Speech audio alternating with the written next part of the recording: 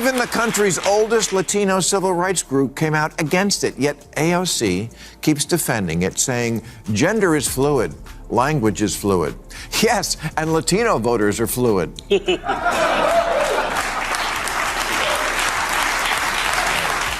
Redress the past, or reach out to the gettable white voter who says, you know what, I'd like a shot at getting in the pot business.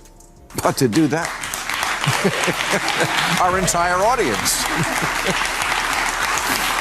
It all started with a single word, one that was supposed to unite people, but instead sparked division. That word was Latinx. For years, politicians and activists promoted it as the modern label for Hispanic communities. They praised it as progressive, inclusive, and forward-looking. Last week, an 85% Latino congressional district on the border with Mexico, which had always voted heavily Democratic, flipped to the red team. And the campaign manager for the losing Democrat said, "We gave up a reliably Democratic congressional seat for no reason at all. We deserve to know why."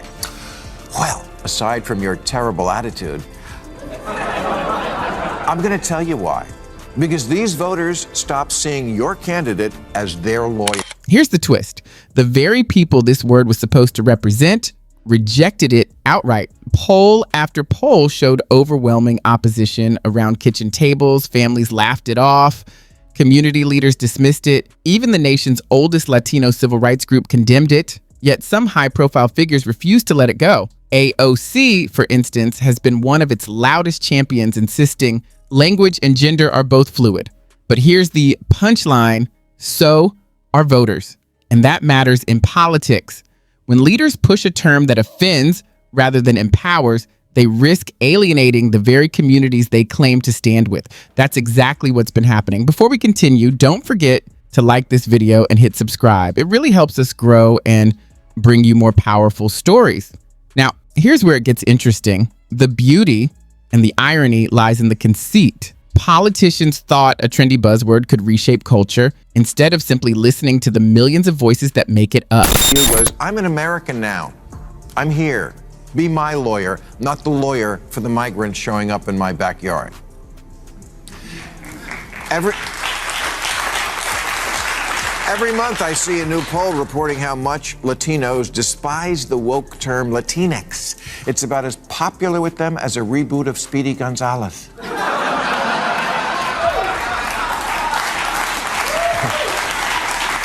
This wasn't just a slip up. It was a political disaster in the making. And then it hit.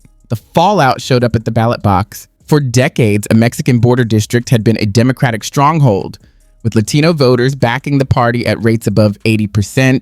Suddenly, the district flipped bright red. The losing campaign manager admitted it bluntly. They gave away a safe seat with no explanation. To voters, it felt like abandonment. They no longer saw Democrats as advocates, but as elites, more interested in making flashy statements than protecting their own communities. Think about it. While everyday people were quietly rethinking their loyalties, Democratic leaders were sipping lattes, celebrating a victory they thought was already in the bag. But the voters weren't impressed by endless talks about inclusion or language experiments. They wanted leaders who would deliver on real issues. By ignoring that, Democrats opened the door for Republicans to step in and show loyalty where it counted. And this wasn't just a one-off. It was a warning shot. Latino voters, long taken for granted, proved they were willing to switch sides if they felt dismissed. Latinx wasn't just unpopular. It became a symbol of how disconnected politicians had grown from the people they claimed to serve. And when one party put more energy into defending a word than defending their constituents, voters responded the only way they could. They walked away. At the center of this storm stands AOC, the fiery Bronx congresswoman who built her reputation as a bold voice for the people. And the country's oldest Latino civil rights group came out against it, yet AOC keeps defending it, saying gender is fluid, language is fluid.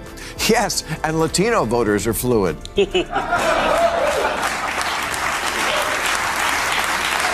AOC presents herself as the voice of integrity, someone who truly understands the struggles of working-class Latinos. But on this issue, her stance looks less like leadership and more like theater. When she defends the word Latinx, she comes across as detached, ignoring polls that show the very people she claims to represent overwhelmingly dislike it. Critics point out that her personal story isn't quite the hardship tale it's often framed as. Her mannerisms don't reflect someone raised in the Bronx, and many believe her embrace of Latinx has less to do with lived experience and more to do with collecting cultural points. To them, she appears to be playing a role rather than speaking authentically. Here's the deeper irony.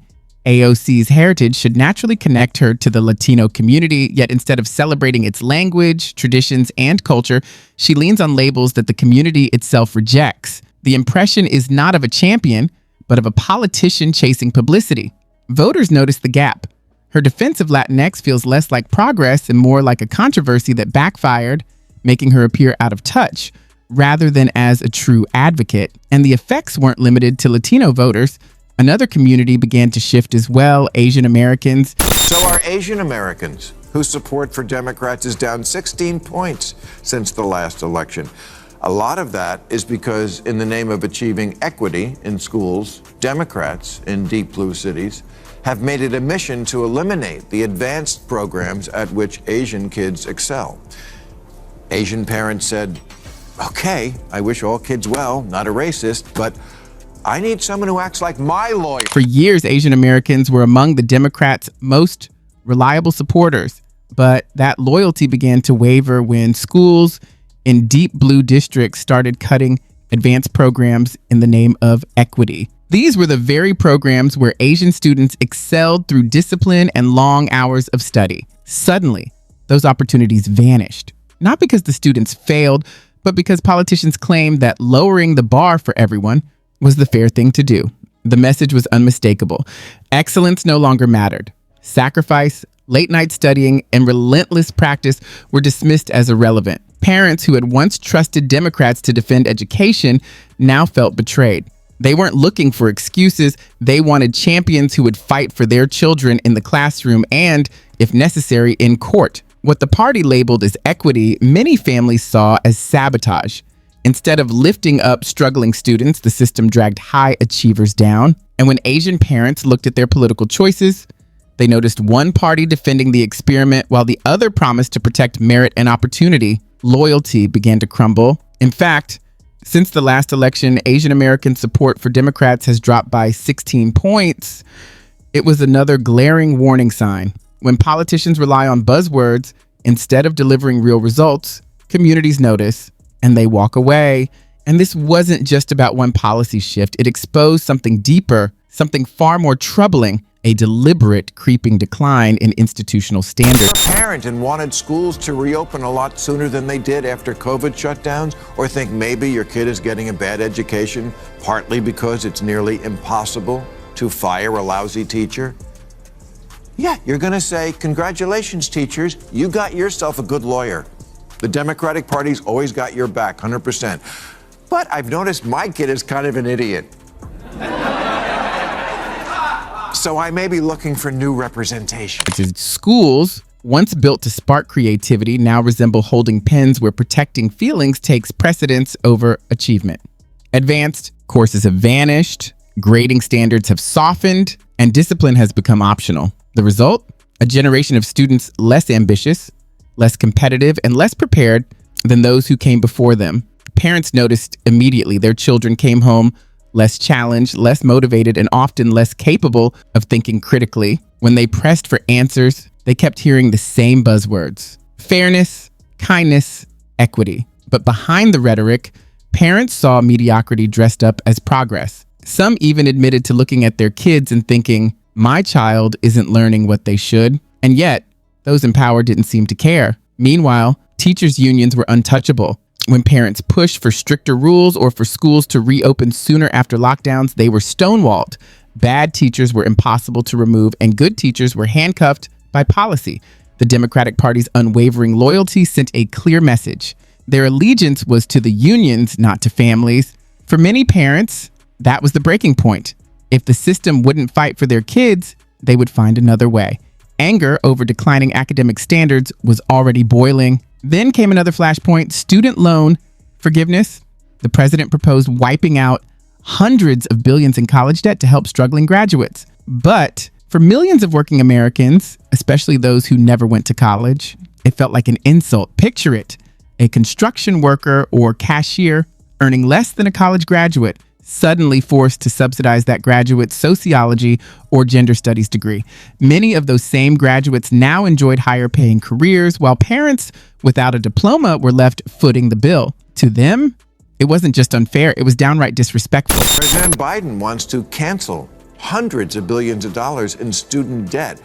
Okay, but the poorer 2/3 of American kids who don't get a college degree are going to say, why should the people who didn't go to college and make less money subsidize the people who did go and make more? You want me to chip in so some liberal arts college can build a bigger rock wall? You're not my lawyer. Critics were blunt. These students chose to borrow the money. They knew the costs. They signed the contracts. And responsibility meant discipline, sacrifice, and repayment. Instead of reinforcing accountability, Democrats offered bailouts. The message was unmistakable. If you shout loud enough, you'll be rewarded. That didn't just alienate working class voters. Entire communities began questioning the party's motives. Why should families barely scraping by cover the debts of people who knowingly took on loans? To many, it looked less like leadership and more like a cynical vote-buying scheme. And once again, voters began drifting away. Rather than recentering on the working class, Democrats doubled down, this time with a push to court LGBTQ plus voters. Cities rolled out guaranteed income pilot programs, but here's the twist. Access wasn't universal. In places like West Hollywood, cash stipends were earmarked for specific identities, while struggling workers outside those categories were left behind. The signal was loud and clear. If you didn't fit the preferred profile, you didn't count. Immigrant laborers juggling 2 jobs, single mothers stretched to the breaking point, and straight working families barely hanging on, all excluded. Politicians praised these programs as bold and inclusive, but the public saw something else: favoritism disguised as progress. This relentless focus on a narrow group turned into policy after policy, speech after speech, fueling a quiet but growing resentment. Voters began asking the simplest of questions: what about us? Millions felt invisible as leaders catered to the preferences of a select few, and when the ballots were cast, that resentment became impossible to ignore. Neglect always carries consequences. By sidelining the broad coalition that once anchored their support in favor of appeasing a small minority, Democrats didn't just miscalculate, they played a politically dangerous game. Universal basic income probably sounds pretty good to a lot of people struggling without a college degree. And a number of cities have been running pilot programs in guaranteed income. But the West Hollywood program had to be suspended because it was unconstitutional. They set up a program where 25 residents were to get $1,000 for 18 months, but only a few identified as LGBT, the rest of that. Why? Because they need money more than any other people? Because no one in West Hollywood will hire a gay person? They stayed quiet for years, but when election day came, voters finally shouted back. Instead of building coalitions, Democrats had been burning bridges. Take marijuana legalization, one of the strangest twists of all. For decades, Democrats promised it. Some even vowed to sign the paperwork on day one and open dispensaries nationwide. But there was always a catch. Rather than a straightforward reform, they turned it into yet another social experiment. Licenses, they argued, should go first to those most harmed by the drug war. On paper, the idea sounded noble. In practice, it slowed everything down. Endless debates replaced progress. And while Democrats got tangled in red tape, Republicans spotted an opening. Here's the punchline. The very party that once championed the war on drugs began talking seriously about legalization. Suddenly, conservatives were poised to deliver what Democrats had promised for years, but never delivered. To longtime advocates, it felt almost like satire. After decades of being painted as regressive, Republicans were now moving the cause forward while Democrats tripped over their own slogans. In 2020, Bernie Sanders said he would legalize marijuana on his first day as president, but that the business of selling pot would be awarded first to those who suffered most from the drug war. And you know what? I can't argue with that instinct. The drug war has been a horrendous instrument of prejudice and punishment for racial minorities. So it seems fair that they jump the line for weed franchises the way Indians did for casinos. But it's also what's holding up Republican support for legalizing weed nationally, which would be good for everybody. And these are the hard, practical choices the Democrats have to weigh. There's no greater irony. National marijuana legalization would flip the script completely. Republicans, once the loudest crusaders against it, would seize the win, while Democrats, the self-proclaimed progressives, would be left red-faced. And here's the kicker. Voters don't care who gets the credit. They care about results. If the opposition delivers while the Progressive Party stalls, the political map itself could shift in ways no one expected. Because all of it, the fights over language, the collapse of educational standards, the loan forgiveness fiasco, the selective pandering, paints the same picture. A movement that has forgotten the basics of representation. Politics at its core is simple. Voters choose advocates, people who will speak for them in the halls of power, their attorney in the fight. But what happens when those attorneys stop representing their clients and start representing everyone else? That's when the entire foundation begins to rot. Take Latino. Voters, Democrats assumed their loyalty was a permanent fixture, locked in for decades. They were wrong. Passed. Or reach out to the gettable white voter who says, you know what, I'd like a shot at getting in the pot business. But to do that, our entire audience. Instead of addressing jobs, border towns, or the rising cost of living, politicians were busy inventing new terms like Latinx, even though polls showed more than 2/3 of Hispanic Americans reject it. Respect took a backseat to control, as if identity could be engineered from the top down. Ordinary families shook their heads, wondering if anyone in Washington still understood them at all. Look at Asian American parents. They sacrificed everything so their kids could succeed, only to be told that their children's achievements were unfair. Advanced programs were cut, not because the students failed, but because they worked too hard. That wasn't justice. It was punishment for good behavior. And it didn't stop there. Working class Americans, those without college degrees, suddenly found themselves paying for student loans they never took out. Low-income households struggling to keep the lights on were told to wait their turn, while selective programs funneled benefits toward LGBTQ+ families. The pattern is impossible to miss. Leaders choosing symbolic pandering over equal representation. The result? A slow but steady revolt. Latino districts turning red, Asian American support for Democrats plunging by double digits, working class voters walking away in droves. Together, these shifts form a tidal wave powerful enough to redraw the political map.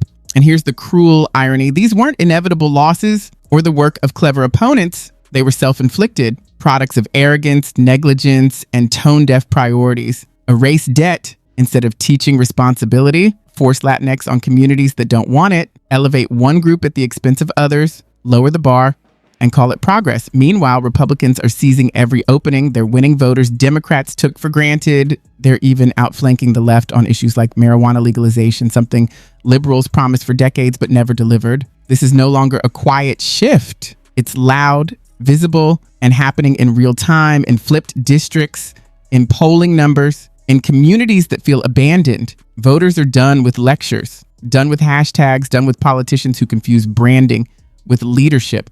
One failure after another has chipped away at blind loyalty, and now the tide is turning. So, if you found this breakdown useful, hit the like button, subscribe, and drop a comment below with your thoughts.